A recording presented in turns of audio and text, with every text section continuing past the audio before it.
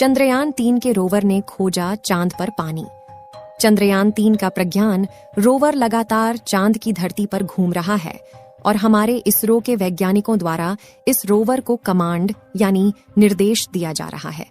चंद्रयान का प्रज्ञान रोवर चांद की धरती पर एक्सपेरिमेंट कर रहा है और वहां की जानकारियों को फोटो के साथ इसरो के वैज्ञानिकों के पास भेज रहा है।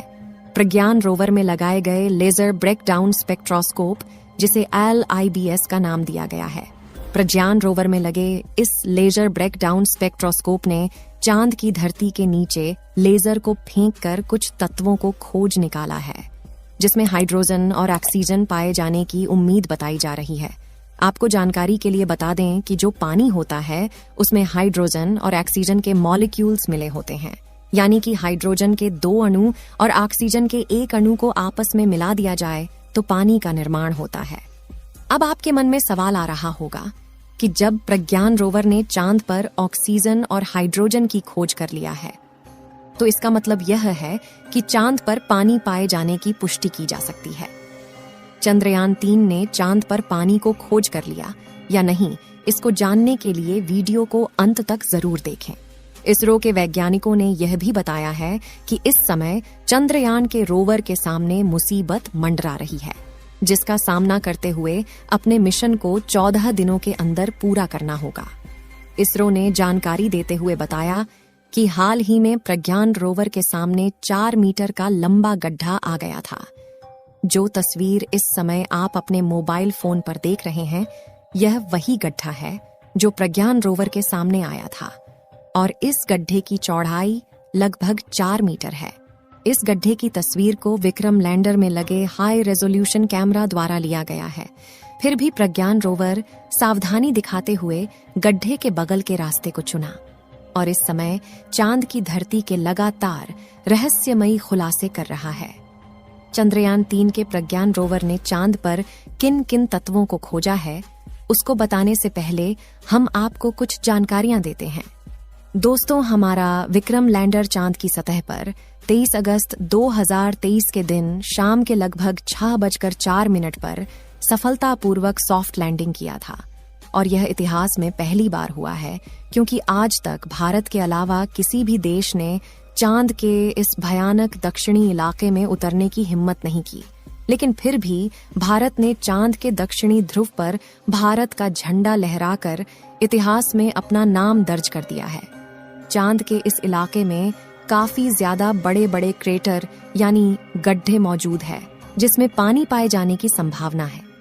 24 अगस्त के दिन चंद्रयान 3 का प्रज्ञान रोवर विक्रम लैंडर से धीरे धीरे बाहर निकलता है और इतिहास रचते हुए रास्ते में भी वह चांद की धरती पर इसरो का लोगो और अशोक स्तंभ की छाप छोड़ते हुए धीरे धीरे आगे बढ़ता है।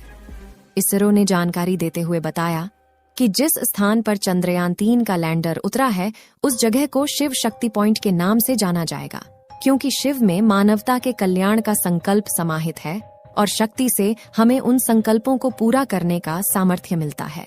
दोस्तों, इसरो वैज्ञानिकों के अथक प्रयासों और करोड़ों भारतीयों के दुआओं के नतीजे आज हमारा चंद्रयान 3 चांद के दक्षिणी ध्रुव पर अभी भी शान से खड़ा हुआ है और इसे चांद पर लैंड किए हुए 1 हफ्ता हो चुका है और अब यह मिशन बस 1 हफ्ता और चलने वाला है, जिसके बाद चांद पर फिर से 14 दिन के लिए रात हो जाएगी, क्योंकि प्लान के अनुसार लैंड करने के बाद उसे 14 दिन रिसर्च का काम करना है।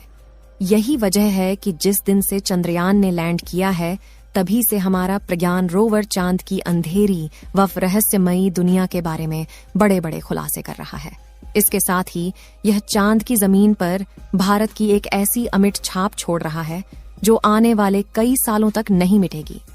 जैसे ही चंद्रयान 3 ने चांद की धरती पर लैंडिंग की, हम सभी ने चंद्रयान मिशन के कामयाब होने का खूब जश्न मनाया। लेकिन सही मायनों में देखें तो यह मिशन वहां पूरा नहीं हुआ था, बल्कि लैंडिंग करना तो इस मिशन का सिर्फ एक हिस्सा था, जबकि आगे बहुत काम किया जाना बाकी है। दरअसल इसरो ने अपने इस मिशन को 3 हिस्सों में बांटा है, जिसमें पहला उद्देश्य चांद के दक्षिणी ध्रुव पर लैंड करना था, जो कि हम 23 अगस्त को ही कर चुके हैं। इसका दूसरा उद्देश्य प्रज्ञान रोवर को सफलतापूर्वक चांद की सतह पर उतारना और एक जगह से दूसरी जगह भेजना है। और यह उद्देश्य भी पूरा हो चुका है, क्योंकि लैंडिंग करने के सिर्फ 4 घंटे बाद ही इसरो वैज्ञानिकों ने प्रज्ञान रोवर को चांद की सतह पर उतार दिया था। ये काम पूरा होने के बाद अभी तीसरा उद्देश्य बाकी है, जो है चांद पर रिसर्च और परीक्षण करना। और आपकी जानकारी के लिए बता दें कि इसरो के वैज्ञानिकों ने अपने उद्देश्य को पूरा करने का काम स्टार्ट भी कर दिया है और लगभग आधा मिशन पूरा भी हो गया है, जिसमें प्रज्ञान रोवर ने चांद की मिट्टी में उपस्थित मिनरल के बारे में बताया है। चंद्रयान 3 ने कुछ मिनरल के बारे में पता लगाया है, जिनमें aluminium, calcium, iron, chromium, titanium, manganese, silicon और ऑक्सीजन भी शामिल है। इसके बाद इसरो ने बताया कि प्रज्ञान रोवर और विक्रम लैंडर में लगा पेलोड उपकरण एक्टिवेट कर दिया गया है और सारे सिस्टम एकदम सही तरीके से काम कर रहे हैं। तो अब यह सवाल आता है कि रोवर चांद के इस इलाके में इसके अलावा कौन कौन सी रिसर्च करने वाला है। चलिए दोस्तों, पहले हम आपको प्रज्ञान रोवर के बारे में थोड़ा जानकारियां देते हैं, क्योंकि यह एक बहुत ही खास रोवर है और इस वीडियो से जुड़े सभी सवालों के जवाब भी इसी में छुपे हुए हैं। असल में दोस्तों, प्रज्ञान रोवर एक रोबोटिक रोवर है जो अपना सारा काम खुद से निपटा सकता है। और सबसे अच्छी बात यह है कि यह पूरी तरह मेड इन इंडिया है, यानी इसमें लगा एक एक साइंटिफिक उपकरण इंस्ट्रूमेंट इंडिया में ही बनाया गया है। इसके अलावा अगर बात करें तो इसकी लंबाई 91.7 सेंटीमीटर, चौड़ाई 75 सेंटीमीटर और ऊंचाई 39.7 सेंटीमीटर है। साथ ही इसका वजन 26 किलोग्राम है। यहाँ गौर करने वाली बात यह है कि 26 किलोग्राम का वजन पृथ्वी पर है।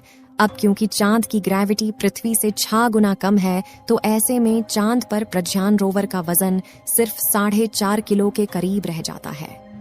नेविगेशन के लिए इसमें पीछे की तरफ 2 कैमरे लगाए गए हैं, जिनके नाम नेविगेशन कैमरा लेफ्ट और नेविगेशन कैमरा राइट है।